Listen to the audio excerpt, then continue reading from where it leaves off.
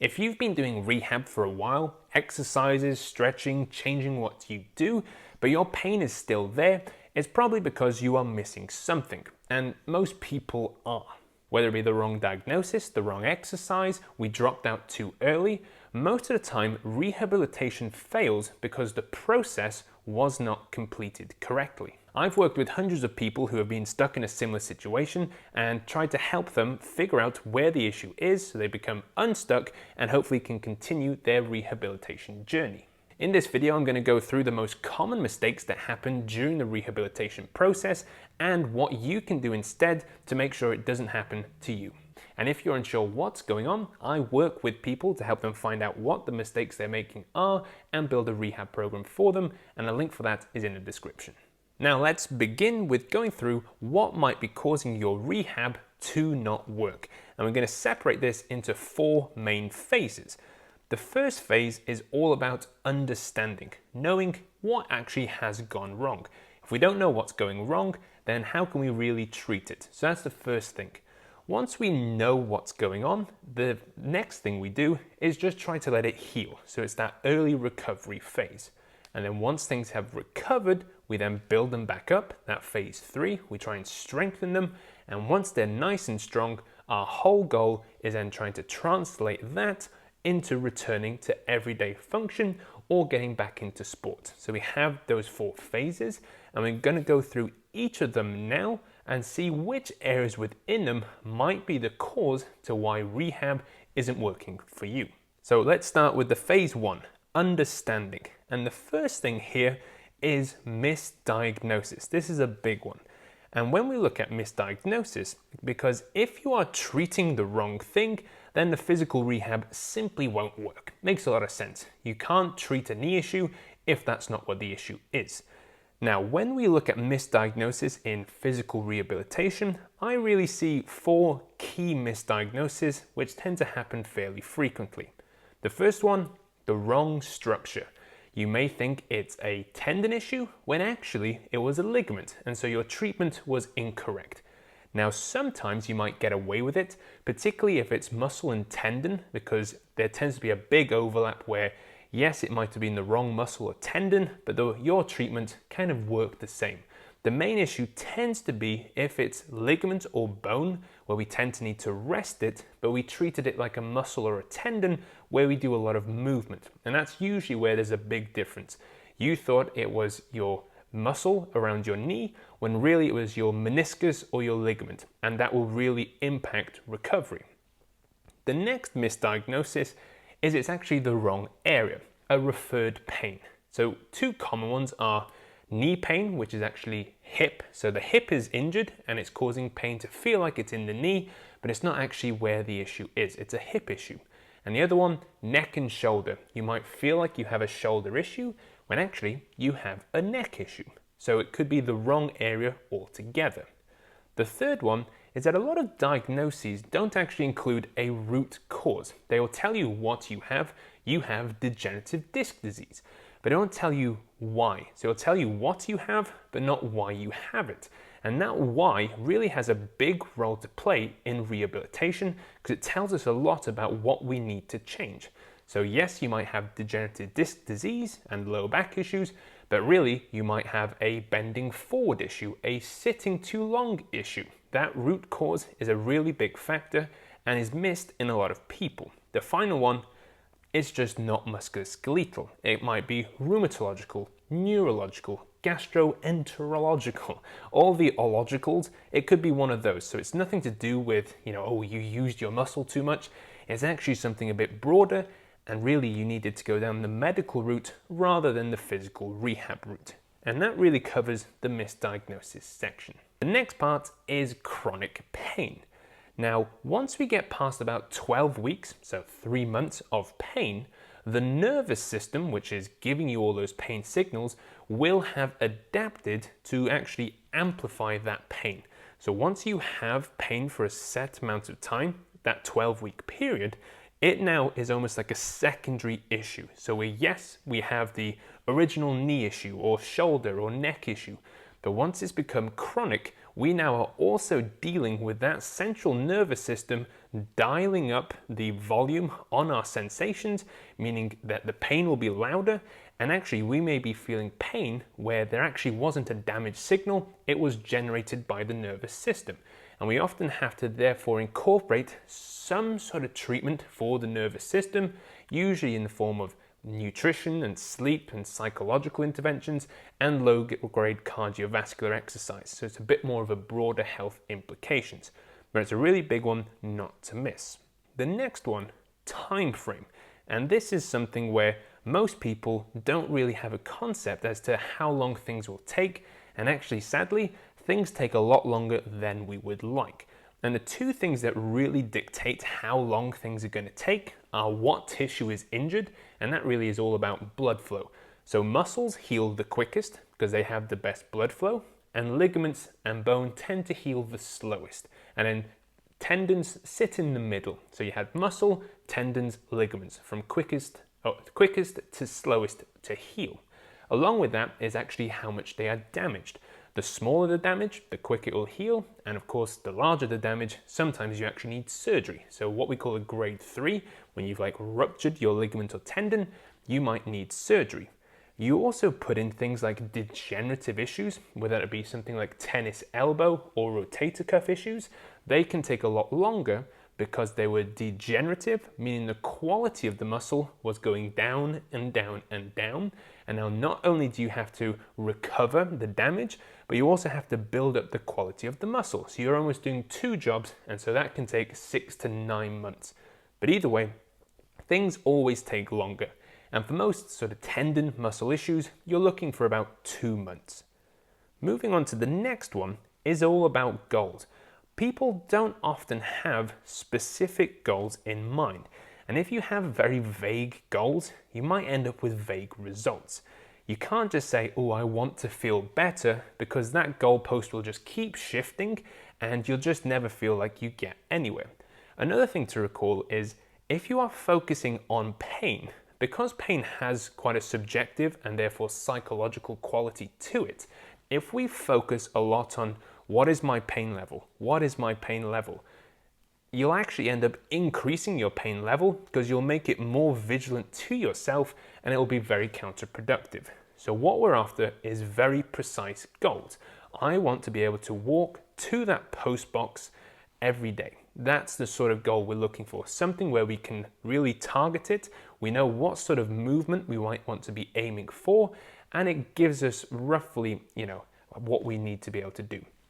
In physical rehab, it can be hard to put a time frame on it, so you might not end up saying, I want to be able to walk to that post box in the next 3 months, because you never quite know how long things will change. It's more about being very precise with what sort of movement you want to be able to do. On to the next, flare-up planning.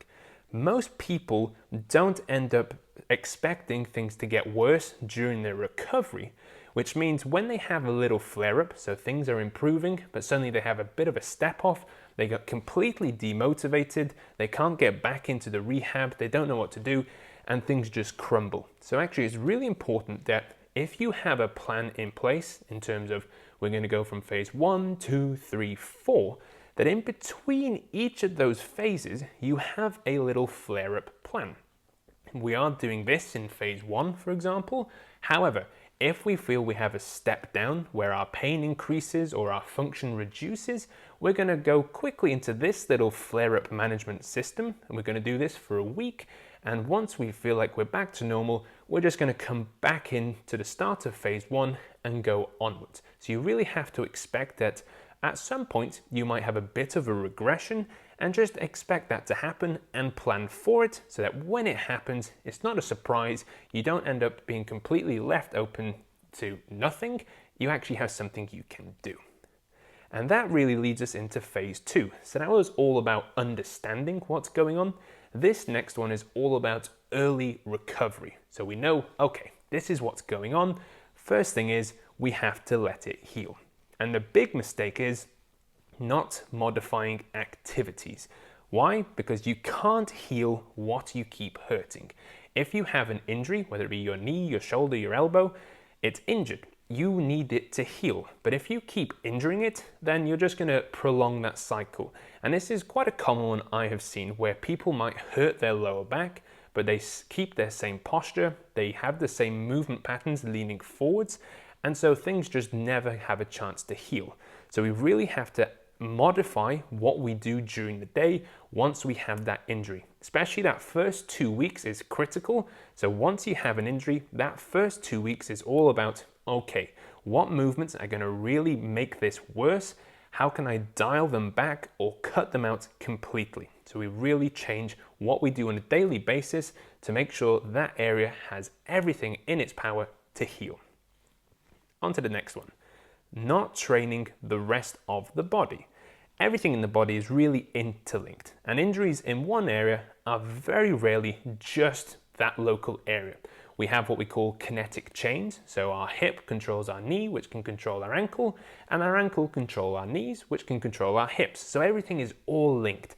And so if we just focus on one area, whether it be only looking at our shoulder, not shoulder blades and the neck and the elbow, then things just might get missed out and we just don't recover. Another point, which is all about working other areas of the body, is that things will atrophy. When we look at recovery, we do have to take a break. So if we've hurt our knee, we have to rest it. But what we don't want is, whilst we're protecting our knee, our calves will weaken, our hips will weaken, our ankles and foot muscles will weaken, and so we'll just end up in a worse place altogether. So we really have to make sure that we are keeping the rest of the body in check, because they may play a role in terms of how that area moves, but also we just don't want them to get weak whilst we're taking some time off. So that's one thing that people may end up doing. Yes, they rest, however, they end up the rest of their body not getting the attention it deserves. The next one is neglecting systemic recovery factors. Now, what does this mean? A lot of fancy words. Recovery really depends on how well that body can heal. And that really is a lot of global health. We have sleep, nutrition, exercise, our cardiovascular health in essence, and stress levels. If we don't try and improve those, even if it's just marginally, then we're already putting our body at a disadvantage to heal. So you really have to take a global factor. Make sure you're getting enough protein and calories. Make sure you're getting enough sleep. That you are doing something for your general cardiovascular fitness, and that anything you can do to reduce stress, you are implementing as well. So you give your body the maximal ability to heal itself. In a similar vein, the next one is that people just don't encourage blood flow. It's quite a habit to ice an area. Take an anti-inflammatory, ice the area as soon as we get injured. But when we have an injury, that tissue, it needs to get rid of all the damage, and then it needs to heal. And in order for it to heal, it needs blood flow. So when we get an injury, you'll often find a lot of people, they just go straight into stopping blood flow. Now that might be helpful in chronic inflammatory conditions. If you have an area that is constantly becoming inflamed, then perhaps that's an area where we do need ice. But if it's a new injury, it's all about blood flow, whether that be gentle movement, heat, anything that increases blood flow will be good for injuries. And that concludes phase 2, the early recovery. We're now moving into phase 3, and this is all about rebuilding. So phase 1, we understood what's going on. Then we recovered the area, we gave it a bit of rest, we let it go easy, we gave it plenty of blood flow, it's starting to heal, things should be getting better. Now it's all about rebuilding it up so it's nice and strong for the future. And one issue we'll find is that people don't focus on movement patterns. They will focus on little exercises, building up the muscle as if they were in the gym, where the only goal is to build strength. But they forget that actually we need to be able to move, because a lot of the time, the reason we injure ourselves is because we moved the area wrong in the first place, whether that be over a long period of time, like sitting in a poor posture, or in a short period of time, like falling off a horse or spraining your ankle. Either way, you moved the area wrong and that caused the injury. So we have to get back to movement patterns. So that's a really important aspect that is often missed once we get into exercising. We have to practice some sort of movement pattern. Along with that, in the realm of exercises, you have the basic thing where people might be doing the wrong exercise or just doing it wrong. Their form is incorrect. And if you choose the wrong exercise or you perform it wrong, then you will end up overloading the area and you'll just slow down recovery. So it's really important you choose the right exercise for the underlying condition. So are you doing hip and ankle exercises for your knee condition, and are you doing them correctly? So two really big points. Right exercise, right form. You have to make sure that those are correct. That sort of feeds into another thing, which is all about focusing on the pain, not the root cause. That is a big issue. People will have their knee pain, they'll have their shoulder, their neck, their lower back pain, and so they'll do exercises for that area. However, you have to understand what the root cause was to the initial issue. And if you don't do exercises for the root cause or do anything to try and change that root cause, then those exercises you're doing are all a little bit in vain. They won't add up to much because the root cause will continue, and so the pathway just hasn't shifted. You'll just keep getting injured. So you have to focus on the root causes, not just the pain or whatever symptoms that you are feeling. Always look at root causes. The next one is almost something that may seem a little, hypocritical in this presentation, which is underloading the area. Yes, we always want to protect the area. We can't heal what we keep injuring. But as we're looking to strengthen things, we do actually want to put some load through tissues. When we put force through muscles and tendons, over time they adapt by getting stronger, which is exactly what we want to, in essence, bulletproof those tissues. And if we just do the first part of rehab, where we're doing light exercises, focusing on blood flow, that's all great if we're in the initial phases, but if we stop right there, then things just never get strong enough and we'll end up just having weak tendons, weak muscles, and they will just continue to be injured. So we have to make sure that we are putting enough load through tissues so that they adapt by becoming strong, meaning that we don't injure ourselves again. And that is really phase 3, all about strengthening up those tissues, rebuilding them so that they're nice and strong, ready for the real world. And that is what phase 4 is all about. We've understood what the condition is, we let it recover, we then built it back up nice and strong, and now we need to convert that strength that we might have built up in exercises, in a clinic or in our house, and translate it into day-to-day function. Because we don't live in the gym, or hopefully not, we don't live in the clinic, so we actually need to be able to do something functional. And that leads to the next and the first point in this phase: failure to progress exercises. We have different stages of rehab. We're going through them now, but as just a broad overview, we usually start with sort of trying to engage muscles. We try and squeeze them. They're super gentle, just looking at squeezing the muscle, a bit of blood flow. From there, we look at them building a tiny bit of strength. We then increase that strength. We then look at being able to perform day-to-day movements. And then eventually we look at what we might call chaos exercises, where we try and make things really unbalanced for ourselves. So if we do accidentally trip, we don't injure ourselves. So we have to go through all the phases, and really our recovery has not finished until we complete all of those stages. We can't leave too early, or our body will simply not be prepared for day-to-day life, which often is not very symmetrical in how we move. Things tend to be loaded, a bit wobbly, and we have to be able to accompany that. So you have to make sure that you are continuing to progress exercises all the way through the physical rehab process. On to the next: not preparing for a real life environment. Everyday life is not lifting weights, it's not lunging, it's going upstairs, it's walking, picking things up, reaching overhead and grabbing a tin can off a shelf. Those are day-to-day activities that we will actually be doing, so we have to make sure that we prepare our body to actually perform in the area in which it lives. You end up having to do the movements that you want to be good at, and you actually have to practice them. If you wanted to be good at handstands, you would practice handstands. In the same way, if you want to not get injured going upstairs, getting out of a chair and walking, you have to practice those movements. So that's an important aspect, again, quite often missed, especially in sort of lower levels of rehab where you just do the basic exercises. They never get translated into everyday life.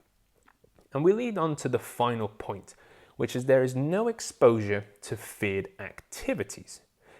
When we have pain, we end up perhaps getting in a bit of a cycle where an area hurts. We then think a lot about that injury and we don't want to make it worse. Okay, I don't want to have to walk because my knee pain will be worse. Then I'll be, in a wheelchair. I won't be able to do this activity, and we end up catastrophizing. So we end up in that cycle where we're thinking about what could possibly happen with our injury, it getting worse.